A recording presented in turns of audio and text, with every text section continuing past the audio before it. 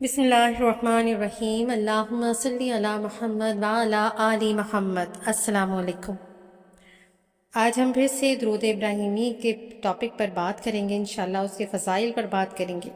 اور یہ بڑی خوبصورت فضیلت ہے کہ جو درود ابراہیمی پڑھنے والے ہوتے ہیں ان کی زندگی میں، ان کی لائف میں کیا چینجز رونما ہوتا ہے، کیونکہ ایسا تو نہیں ہے کہ ہم درود شریف پڑھیں گے اور ہماری مشکلیں حل نہیں ہوں گی، ہماری مصیبتیں ٹلیں گی نہیں، ایسا تو نہیں ہو سکتا نا۔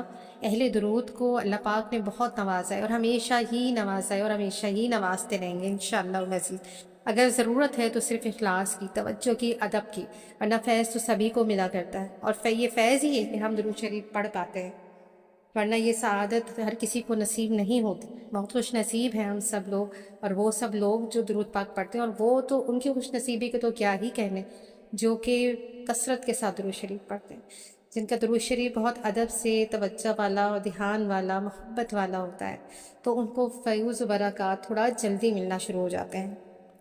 اور درود ابراہیمی کی اگر بات کریں تو یہ اللہ پاک کی عظیم نعمتوں میں سے ایک عظیم ترین نعمت ہے۔ جب کوئی شخص اخلاص کے ساتھ درود ابراہیمی کو اپنی زندگی کا حصہ بناتا ہے تو اس کی روحانی کیفیت میں خاص تبدیلی پیدا ہونا شروع ہو جاتی ہے۔ دل میں سکون ہوتا ہے، طبیعت میں نرمی ہوتی ہے، اور سوچ میں مثبت پہلو آنا شروع ہو جاتے ہیں۔ انسان دنیا کے شور و غل کے درمیان بھی ایک باطنی اطمینان محسوس کرتا ہے جو اسے پہلے حاصل نہیں تھا، لیکن یہی سکون اسے مشکلات کا سامنا کرنے کی طاقت دیتا ہے، اور وہ ہر حال میں اللہ پاک کی رحمت پر یقین رکھتا ہے۔ اور درود ابراہیمی کا جو سب سے پہلا اثر ہے نا، وہ ہے انسان کے دل پر۔ دل کی سختی آہستہ آہستہ ختم ہونے لگتی ہے، اور اللہ پاک اور رسول اکرم صلی اللہ علیہ وآلہ وسلم کی محبت بڑھنے لگتی ہے۔ اور جب محبت رسول صلی اللہ علیہ وآلہ وسلم دل میں جگہ بناتی ہے تو انسان کے اخلاق، گفتگو اور رویے میں بھی خوبصورتی آتی ہے۔ وہ دوسروں کے لیے آسانی پیدا کرنے والا اور خیر بانٹنے والا بن جاتا ہے۔ بہت سے لوگ زندگی میں بے چینی، خوف اور ذہنی دباؤ کا شکار ہوتے ہیں۔ درود ابراہیمی کی کثرت ان کیفیتوں کو کم کرنے میں مددگار بناتی ہے۔ جب زبان درود سے تر رہتی ہے تو دل کو ایک روحانی طاقت ملتی ہے جو پریشانیوں کے بوجھ کو ہلکا محسوس کرواتی ہے۔ انسان اپنے معاملات اللہ پاک کے سپرد کرنا سیکھ جاتا ہے، کیونکہ یاد رکھیے کہ مشکلیں تو اس کے پاس بھی آتی ہیں جو اہل درود ہے، جو درود شریف پڑھنے والا ہے، اور اس کے پاس بھی آتی ہیں جس کو ابھی یہ سعادت نصیب نہیں ہوئی ہے۔ لیکن جو اہل درود ہے، جو درود شریف پڑھنے والا ہے استقامت کے ساتھ ڈیلی بیسس پر، تو وہ مشکلوں سے ایسا نکال دیا جاتا ہے اللہ پاک کے حکم سے جیسے مکھن میں سے بال۔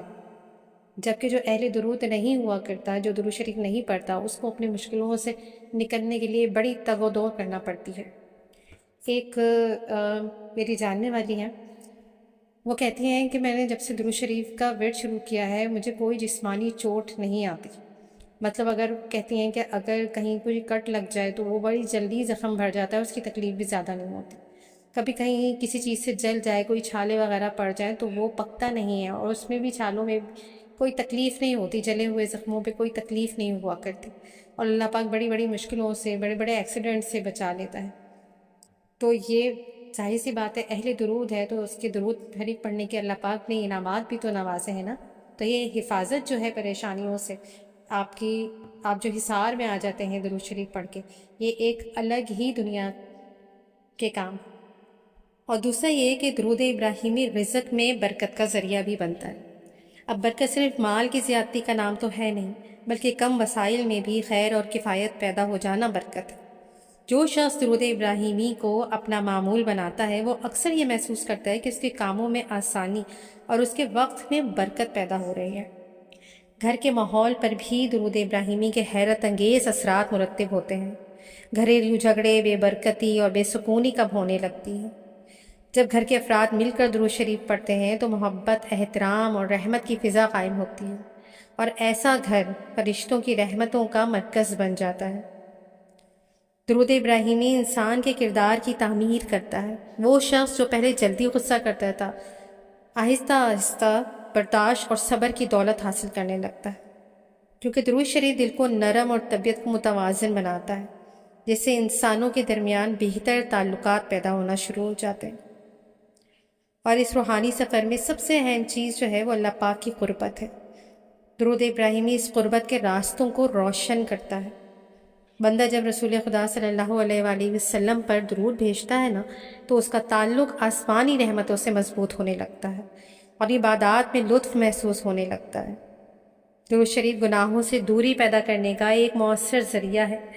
جب انسان مسلسل درود پڑھتا ہے تو اس کا دل برائیوں سے نفرت اور نیکیوں سے محبت کرنے لگتا ہے، اور یہ تبدیلی گریجولی مگر بہت ڈیپلی ہوتی ہے۔ کثرت درود انسان کے ایمان کو تازگی عطا کرتی ہے۔ وہ اللہ پاک کی قدرت پر زیادہ یقین رکھنے لگتا ہے اور ہر مشکل میں امید کا دامن نہیں چھوڑتا، اور ایمان کی یہی مضبوطی زندگی کے بڑے امتحانات میں سہارا بنتی ہے۔ بعض اوقات انسان خود کو تنہا محسوس کرتا ہے، لیکن درود ابراہیمی اس تنہائی کو روحانی رفاقت میں بدل دیتا ہے۔ بندہ محسوس کرتا ہے کہ وہ اللہ پاک کی رحمت اور رسول پاک صلی اللہ علیہ وآلہ وسلم کی محبت کے سائے میں ہے، اور زندگی میں آنے والی آزمائشیں انسان کو توڑ دیتی ہیں، لیکن درود ابراہیمی نے آزمائشوں کو برداشت کرنے کی ہمت عطا کرتا ہے، اور انسان مصیبت میں بھی شکر اور صبر کا راستہ اختیار کرنا سیکھ جاتا ہے۔ ہر مشکل حالات میں وہ کہتا ہے اللہ ہے نا، اللہ سے بڑا کوئی نہیں، وہی مجھے اس مشکل سے بھی نکالے گا، اور واقعی میں بہت جلد ہی انسان ان مشکلوں سے نکل جاتا ہے اور بڑی آسانی سے نکل جاتا ہے۔ اور درود ابراہیمی کا ایک اور اثر یہ بھی ہے کہ انسان کے اندر عاجزی پیدا کرتا ہے۔ وہ اپنی کامیابیوں پر غرور کرنے کے بجائے انہیں اللہ پاک کا فضل سمجھنے لگتا ہے، اور عاجزی وہ صفت ہے جو انسان کو اللہ پاک کے قریب کرتی ہے۔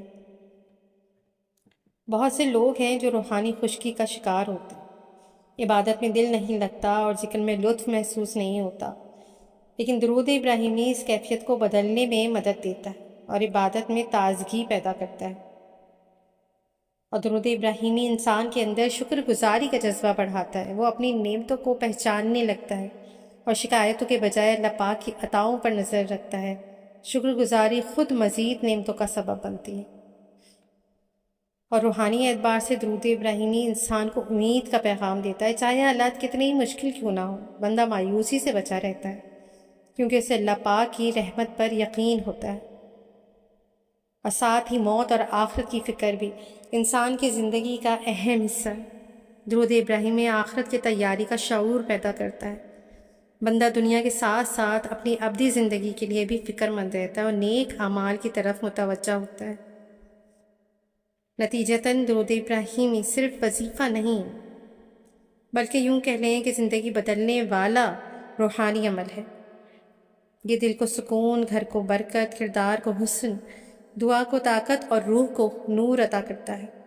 اور جو شخص مستقل مزاجی اور اخلاص کے ساتھ درود پڑھتا ہے، درود ابراہیمی کو اپنا معمول بنا لیتا ہے، وہ اپنی زندگی میں مثبت روحانی تبدیلیوں، اللہ پاک کی رحمت اور محبت رسول صلی اللہ علیہ وآلہ وسلم کے آثار محسوس کرنے لگتا ہے۔ اللہ پاک سے دعا ہے کہ اللہ پاک ہمیں کثرت سے درود ابراہیمی پڑھنے کی توفیق عطا فرمائے۔ اور پھر وہی بات ریپیٹ کروں گی کہ جو لوگ ابھی تک درود ابراہیمی نہیں پڑھا کرتے، جنہوں نے ابھی درود ابراہیمی نہیں پڑھنا شروع کیا، وہ دوسرے صیغے پڑھتے ہیں، تو ان صیغوں کے ساتھ ساتھ 111 بار درود ابراہیمی بھی اسٹارٹ کر دیں، اور پھر اپنی آنکھوں سے فضل و کرم دیکھیں۔ اور دوسری بات جو بہت امپورٹنٹ ہے، اللہ پاک سے کوئی بھی دعا کرنے سے پہلے اللہ پاک سے یہی دعا کریں، اللہ پاک مجھے اپنا فضل و کرم عطا فرما۔ جس کو اللہ پاک کا فضل و کرم مل جاتا ہے، وہ پھر خیر کے سائے میں آ جاتا ہے۔ اور ساتھ ایک آپ کو چھوٹی سی ٹپ دوں گی کہ ہم سبھی لوگ مشکلات میں پھنسے ہوتے ہیں، کوئی جسمانی بیماریوں میں ہے تو کوئی روحانی پریشانیوں میں مبتلا ہے، کسی کو جادو، نظر بد وغیرہ کا مسئلہ ہے، یا کسی کو رزق کی بندش ہے۔ کوئی بھی معاملات ہیں،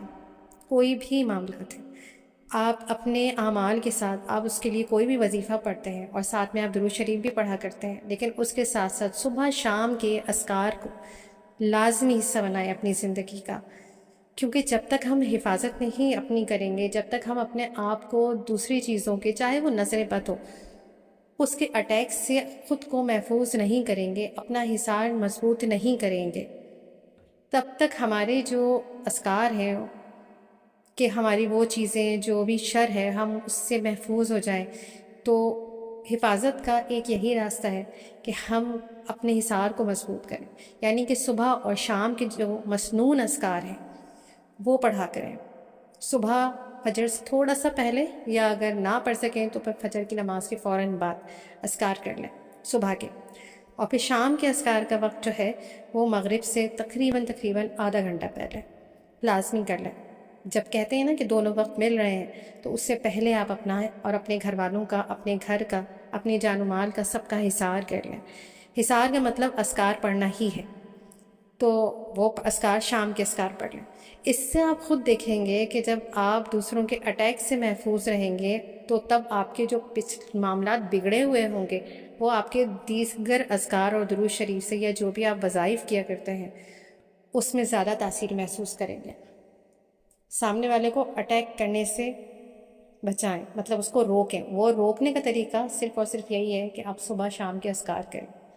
تو اپنی دعاؤں میں گناہگار کو بھی یاد رکھیے گا۔ جزاک اللہ خیر۔